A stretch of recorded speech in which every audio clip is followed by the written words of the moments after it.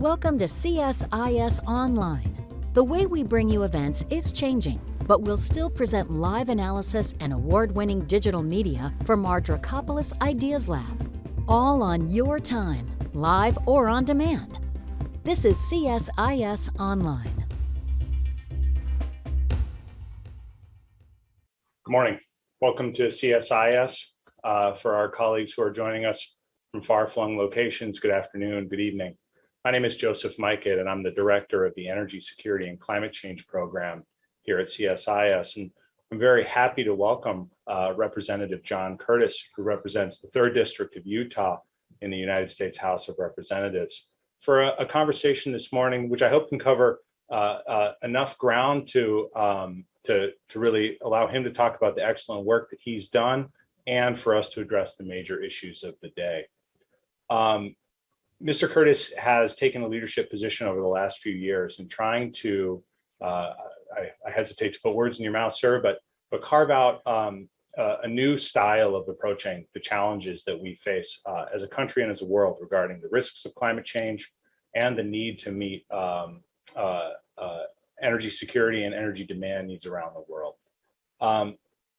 For our conversation today, it's supposed to be relatively informal. This is a 30-minute coffee chat. If guests have questions that you'd like to submit via Zoom, I encourage you to do so. I'll happily incorporate them as appropriate on a rolling basis, as opposed to having a Q&A at the end. Mr. Curtis, there's so much going on. I'd like to dive right in. Last night we watched the State of the Union. The president spent a lot of time addressing the Russian invasion of the Ukraine. This is starting to have a serious impact on global energy markets. And I know that you've just come back in your role as a leader of the Conservative Climate Caucus from Europe on a study trip. So maybe we can start there. What'd you learn on your trip, and what did you take from visiting our European neighbors as they're kind of in a moment of crisis? Yeah, Joseph, first of all, it's a delight to be with you this morning and a real honor. So thank you for having me on. Yeah, ours are, sir.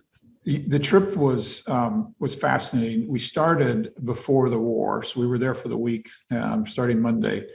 And then we were there during the outbreak of the war, and we were there for a week and literally saw a couple of things, a shifting of attitude, and also what some of the consequences of the decisions that were made in Europe many years ago. And let me just give you one quick example. We were in Brussels, and 20 years ago, Belgium made a commitment to close their 7 nuclear plants. Those 7 plants were responsible for approximately 50% of their energy. When they closed them 20 years ago, or made that decision, they've been closing throughout that time. They felt like, hey, 20 years is plenty of leadway to have new technologies, new sources in place. So let's go ahead and make that commitment. In 2025, they'll face a winter with 0 nuclear, and now a mass dependence on their enemy for a fossil fuel, right? And that's what's like heartbreaking is, yeah, these decisions were made with very good intent, have put them in a very vulnerable place and increased their reliance on a fossil fuel. Now, that being said, let me tell you what I saw that was very impressive.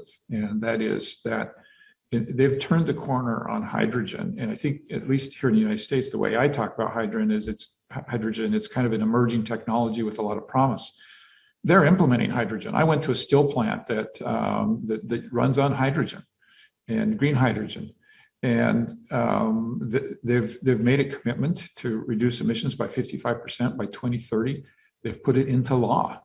And so the consequences are high enough that people are making investments of a substantial nature to speed them along that curve. So some really good things and some things that are a little bit scary.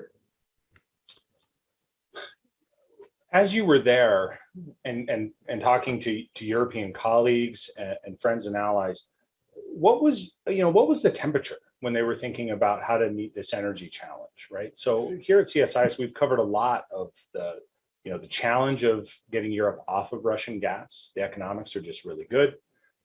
It's hard to sort of increase imports of LNG, in part because that market's already working close to its capacity, and it takes a few years to spin it up. Now, when you were talking to them, what did they see on the horizon as ways to manage those risks? Interestingly, let me just share one fact with you and then answer your question. I was stunned when I found out 15 years ago, it's not very long ago, 15 years ago, Europe produced more natural gas than Russia. That's a sobering thought. But they have what's interesting is we didn't find people who disagreed with these decisions that they've made. They're committed. The level of commitment across party lines was very staggering to me. We met with the former Romanian president and the parliamentarian from Poland, both very heavy coal countries, both experiencing the same things our coal country is experiencing. And so they were deeply concerned, but committed, right, to this 55 by 2030. And that's what I found fascinating, is that they had been able to cross the political divides to make goals and resolutions and incur great sacrifice. Their utility rates are up 400% in Europe before the war. And we know the war will increase those more dramatically. And so they've not only got buy-in from politicians, they have buy-in from constituents paying $1,000 to heat their home. So it's something that it was actually pretty admirable that I don't see us duplicating here. At least not in the near term, right? Right. Now, maybe we should move that direction. One of the challenges that we face in the US is that climate, unlike for our European allies, has been a challenging political issue. I'm not saying it's unchallenging in Europe, right? But it's a issue that's been very divisive over the last 20 years. Didn't start that way. If you look back at the history of Congress and policymakers taking climate change into account, the first Bush administration was very serious about approaches to climate change. But then it got to a place where it was hard to have a constructive conversation. My impression is that you're trying to lead an effort with this caucus on the House side to unstick American political approaches to climate change. Would you share with our audience a little bit about what you're doing with this caucus and where you see it going? Well, I think one of the greatest compliments you could give me is that I'm trying to unstick, right, this logjam that we have. Listen, I believe strongly in my heart that we're born within this innate desire to preserve and protect this planet. Yet we get off track, right? What causes us to get off track? And I believe there's a number of reasons, but I'll point to extremism on, quite frankly, both sides, right and left. So on the right, we've got denial, right? We've got refusal to consider proposals, and everything is, we're very, very good at saying what we don't like. And we've done nothing to promote our own ideas and put forward suggestions ourselves. And that's very damaging. On the left, by the way, I can't do this without offending both the right and the left. So I'll just apologize right up front, right? I'm an equal opportunity offender. But it's this extremism that almost borders on religion, right? And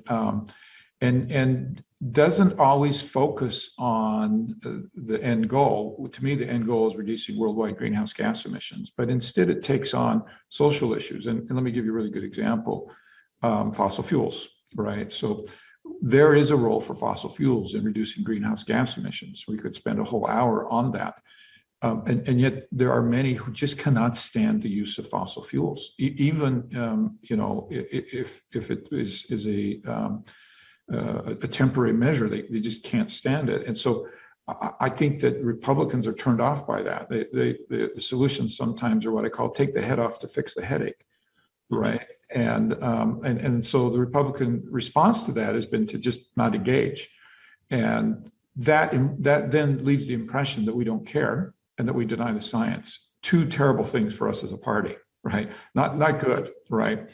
And my mission is to change that. My mission is to show that we do care, that we do have ideas, that we want to sit at the climate table and debate our ideas, right? Let's have a thoughtful discussion about nuclear. Let's have a thoughtful discussion about the role of fossil fuels, and let the best ideas survive and rise to the top.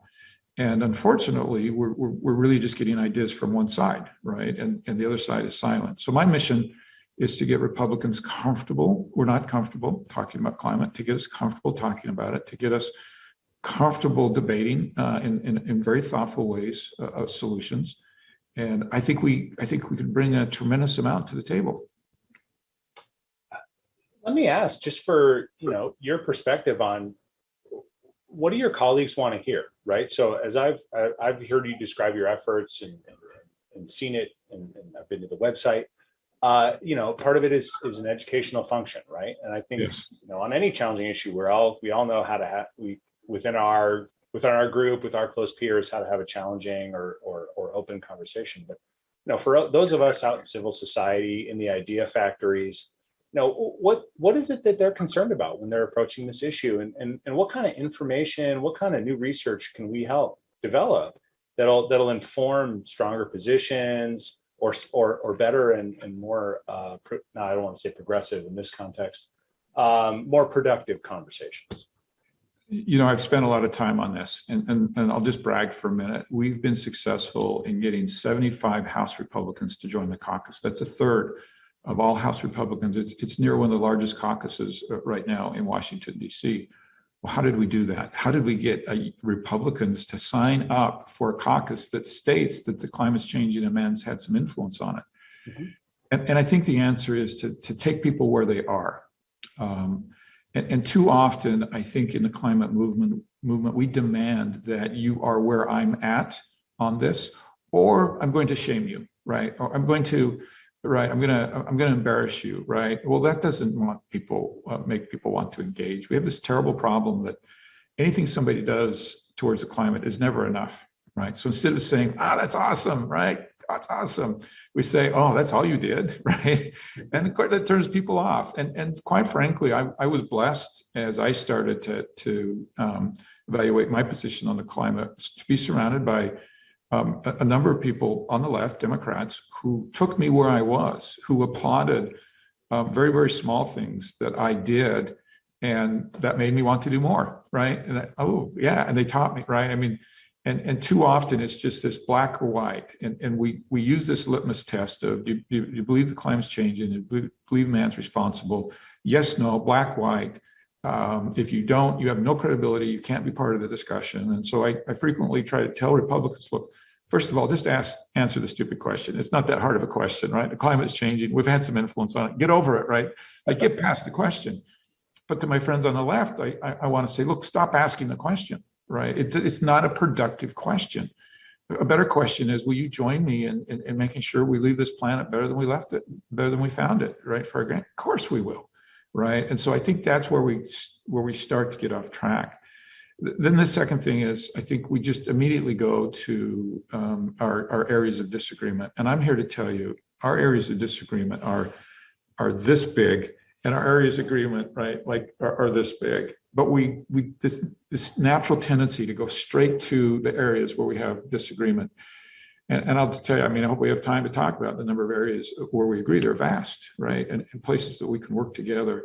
And so my feeling is, look, take people where they're at on this. Listen, I've got members of this caucus who, they come, but they won't join the caucus, right? Because they're uncomfortable being associated with it. I'm fine with that. You come to my meetings, because I know if you come sooner or later, you're going to feel comfortable talking about climate. Because I'll take you where you're at, right? Right. And that's good enough for me. The fact that you want to come to my meetings is all I need, right? And then you deal with this in your own way and work through it, and I'm going to help you work through it.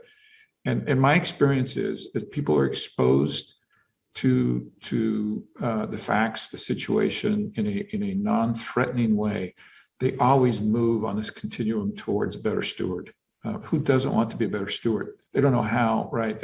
And we just need to help people move along that continuum and be happy with any progress that they make. Well, I went probably way too long on that answer, but I've seen it way too many times go wrong. Yeah. Well, I've been in this field for almost a decade now, and I've even seen it go wrong a couple of times. And maybe we should sit there for a moment and talk about, this is an issue for President Biden. This is a highlight issue for President Biden, right? Reducing greenhouse gas emissions. I think that the administration did a really good job returning the U.S. to COP and focusing on a variety of policy implements that they could do, building coalitions of the willing, for instance, around methane emissions, around steel and shipping, and what are sometimes called hard to abate, but a friend in the administration reminded me are must abate sectors. And they're, I think, really taking a, there was evidence of a really mature and productive conversation. You were there too, right? What was, when you came away from that international conversation focused on climate change, what did you see as being possible? And do you think there is grounds for us as a country to have a more stable, externally facing approach to climate change as we're dealing with our peers? Yeah, I'm going to give you a yes and a no. On our current trajectory, I say no, right? We're just not headed towards that type of a productive outcome. But I also feel like we're incredibly close, right? Just some fine tuning in the way that we're talking about it and the way that we're addressing it, I think could dramatically change that. Listen, I could lay out a path to a green 2050, and I'm going to bet there's not a person that's listening to this that wouldn't agree with 80% of it. You're welcome to do so if you'd like. Okay. Our audience can take it. Yeah. So look, it's got to have a nuclear base, right? One of the huge mistakes that I've seen over in Europe is they don't talk about baseload, right? And so then they find themselves in a panic, raising rates 400%. It probably much more than that by the time this is done, because they're not willing to concede that we need a baseload. We need a baseload. Businesses have to know that when they flip the switch, the power comes on. We can do that with nuclear. And I'm not talking about our parents' nuclear. I'm not talking about the type of nuclear, right, that our current plants are. I'm talking about new generation nuclear. I'm talking about molten salt, technologies that are safe and deal with the waste. So I'd put that out there as a major piece of a green 2050. And then I'd go big on renewables, right? Republicans are okay with renewables, right? It's just that being only dependent on renewables is a problem. I'd go big on renewables, and then I'd have a major component. This is what I learned from Europe, of taking those renewables in their excess time and converting them to hydrogen. Do you know, in the Northwest, they get in periods of time when they have so much hydropower that they have to pay people to take energy. Like, we can convert that to hydrogen, right? I mean, and this, I was in Scotland for Glasgow. You mentioned that. I sat with the president of Scottish Power, and he bragged. He said, we're 100% renewable. I said, my goodness, how did you do that? He said, we have so much wind. Well, we have way more wind than we need. And I said, well, what do you do when the wind doesn't blow? And he said, well, we import natural gas, right, from our enemies. And so the flaw right there is, right, the storage, right, of renewables. And so hydrogen and battery storage, we've got to refine that, and that's got to be a major piece, right, of this renewable piece of that.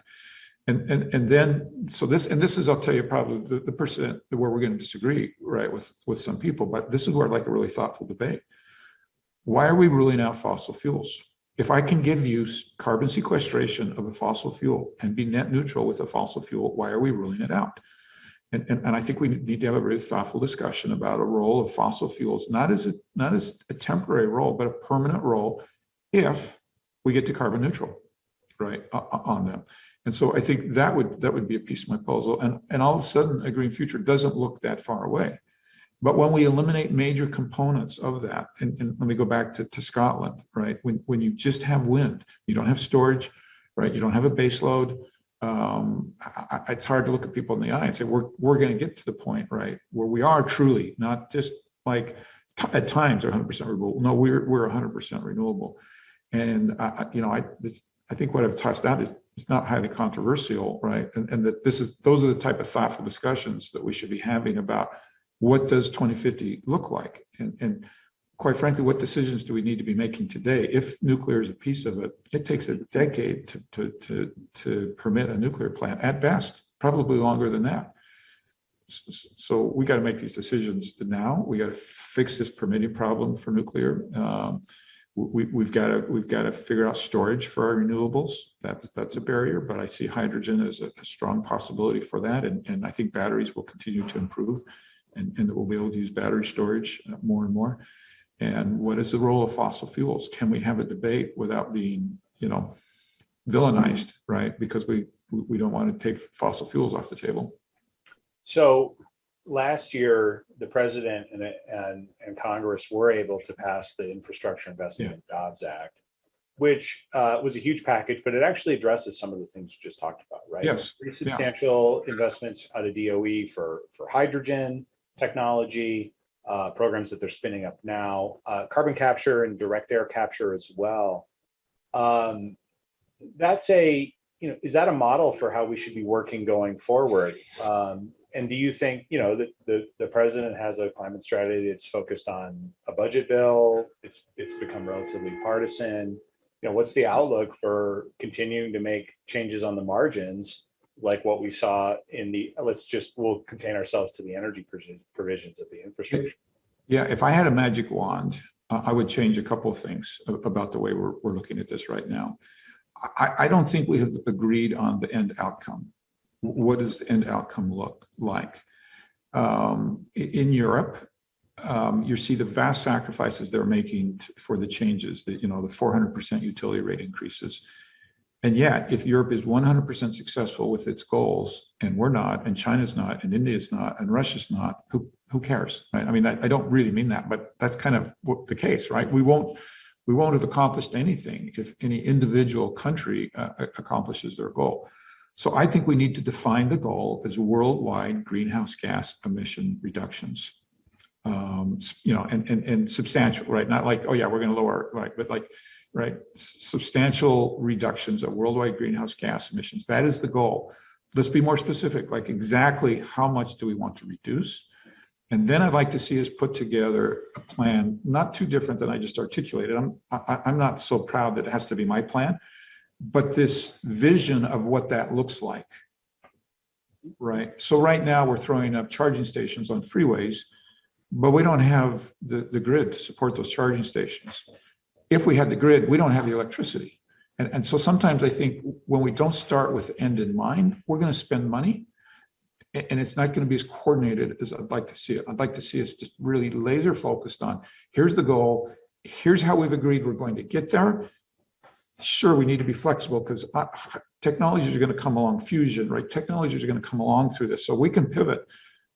But based upon what we know today, this is what it looks like. Therefore, when I spend money, I'm putting this building block in, putting this building block in, and you can see what I'm building. Excellent. So let me pose one final question, because I think you need to go about the business of your day. What's the venue for that conversation, right? Is it next Congress? Is it this Congress? The president has, the White House wants to publish a national climate strategy. Is that the venue that we should be starting to have these conversations in? I'm gonna give you a terrible answer. It's fine. I don't know. This is what I know. I know what my role is. My role is to get Republicans to that venue, to get Republicans at the table. And I'm working as hard as I can to prepare us to be thoughtful members, putting our ideas forward, telling you what we like, telling you what we don't like about what you've put forward, how can we fix that? And I feel like that is why we've been, one of the reasons, there's others, but one of the reasons we've been unable to make progress is because half of us are not there. Nothing in this country is ultimately successful with only half of us, right? I've got to get the other half at the table so that we can come together on what we agree with. We can debate what we disagree with. And that's like every day, that's what I wake up and say, you know what, I've got to get us. And what's stunning to me and those around me is actually how quick that's coming together and how soon we're ready for that dialogue. And I just need to get all, not just the 75, but all of our members thinking about this, comfortable talking about it, and ready for thoughtful discussions. And then, quite frankly, I think the answer to your question is the President of the United States has to lead, right? He has to bring both groups to the table. He can't do it just with one. He's got to bring us both to the table, broker these thoughtful conversations that I'm talking about, making decisions and moving forward. And I think when we do that, the American people will be ready to do what they're doing in Europe, which is make the sacrifices we need to make, which I don't think have to be that great. But we've got to have buy-in, right, from them. And that's what I'd like to see happen. Let me thank you for your efforts working on these tough and seemingly intractable, but making progress issues. To the extent that me and my colleagues at CSIS can play a helpful role, and all of us in our joint audience today can help you in your efforts, we hope that we can do so. Providing the venue for these conversations is an important part of our mission, and we thank you very much for joining us today. Joseph, thank you. I hope we can do it again. Yes. Have a good day, sir, and thank you kindly. Thanks to all of you.